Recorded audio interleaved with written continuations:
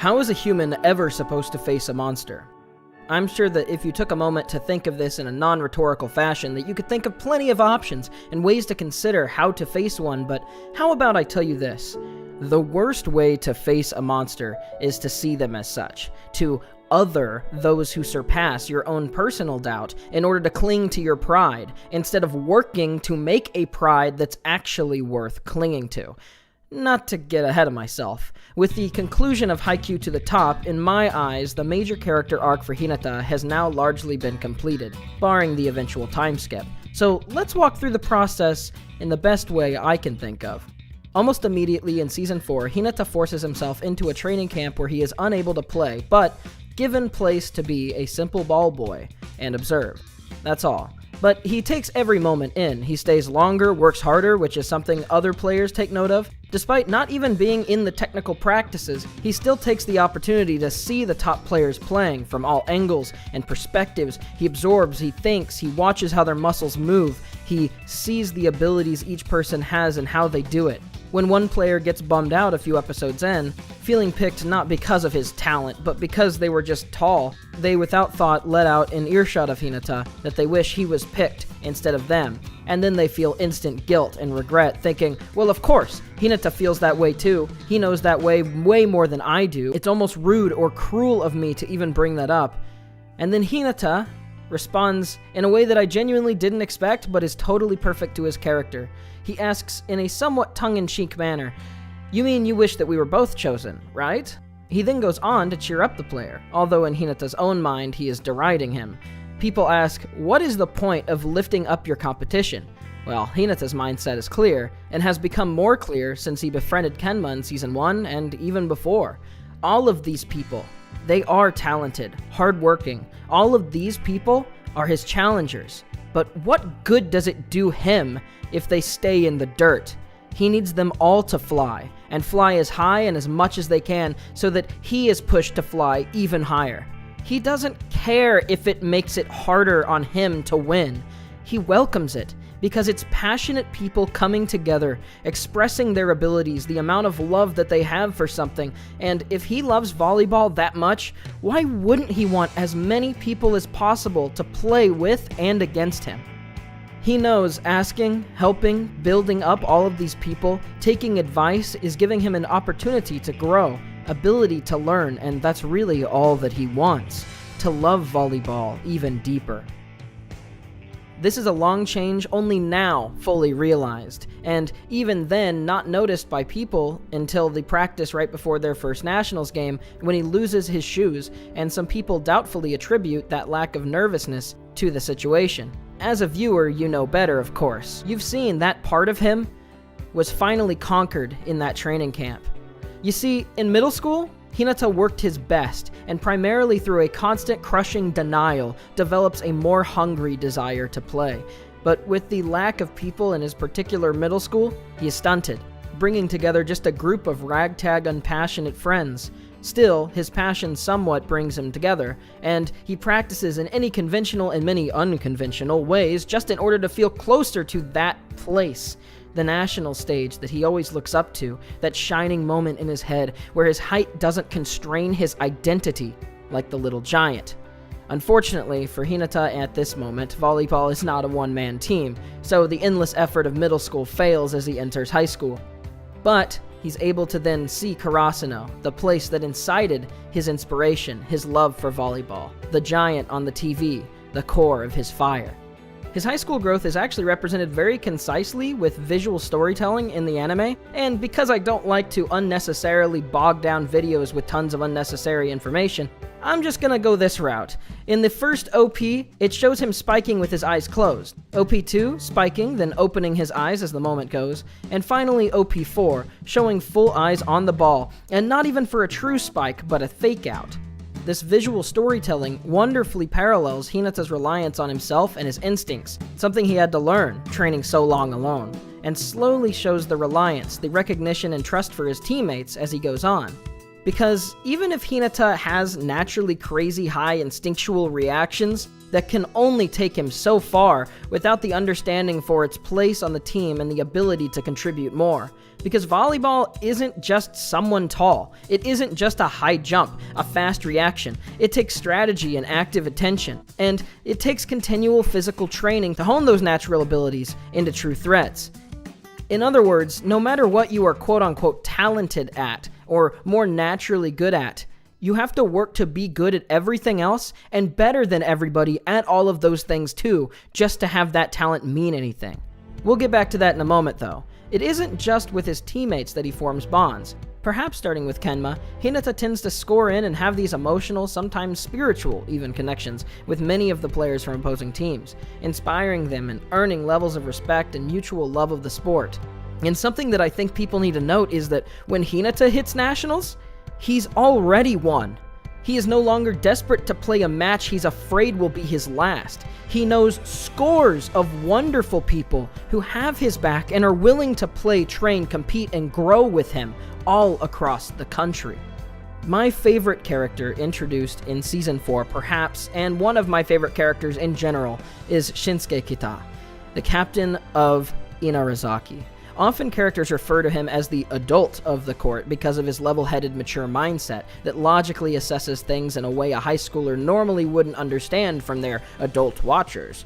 His maturity shines light on a toxic mindset that's comically been held up as something significant or reasonable by many Haikyuu watchers and younger people, and so clearly cuts through them.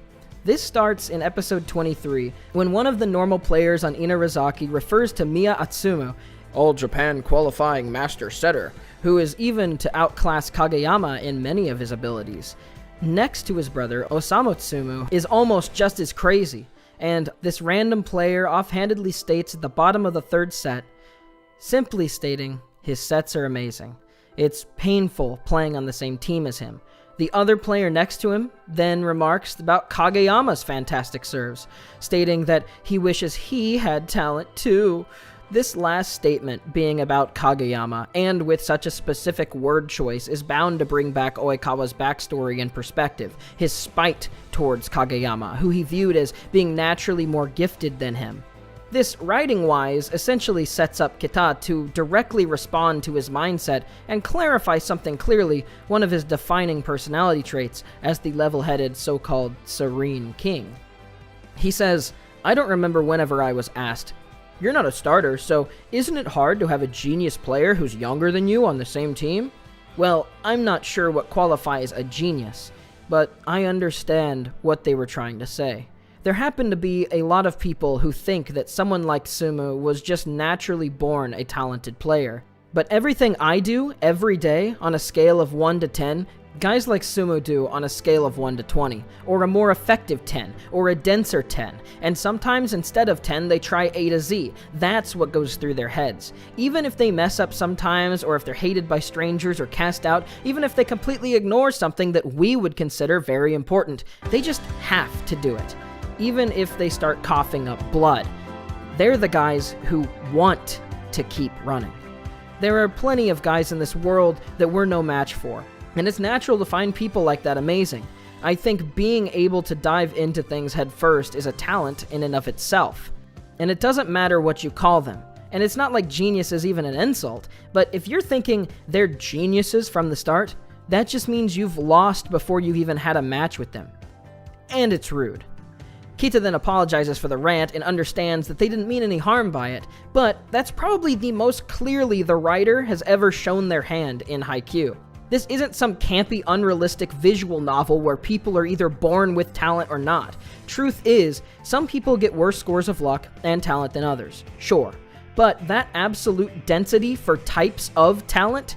Where is the line you draw before you realize you're just making excuses? No matter what self-pitying justification Oikawa gives, doesn't change the fact that the moment Aoba Josai lost is because he failed to receive as a 6-foot-tall guy, way above the Japan average. Something that is a talent and something Hinata was shown earlier in the season to look up to himself.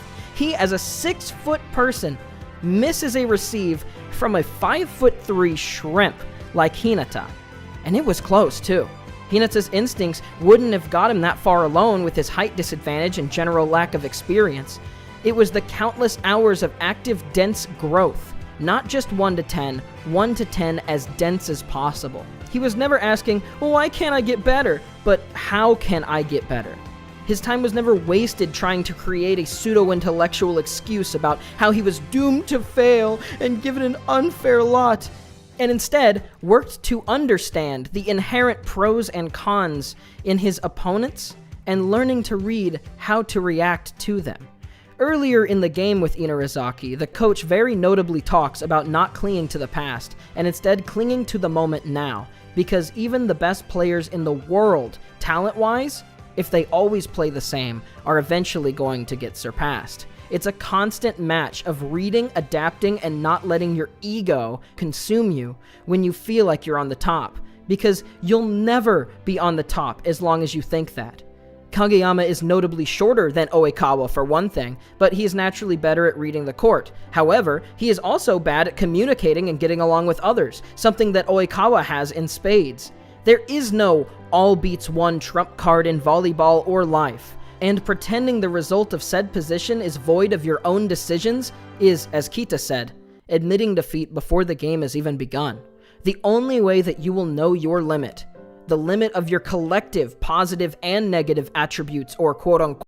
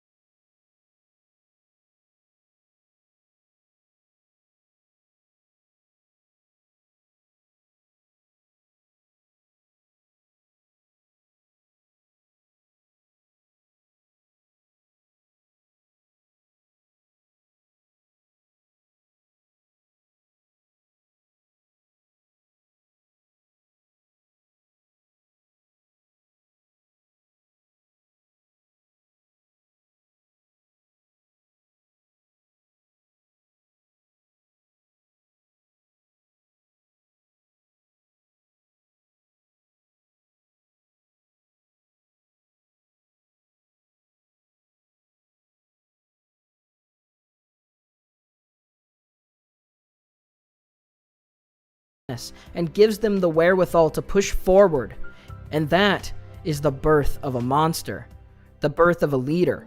Leadership is a funny thing. Socrates put together the idea of a leader that I think has stood the test of time and is often called back to even today, even if the people saying it don't know where the origins come from. It's that old adage that those who seek leadership aren't actually fitting of that role.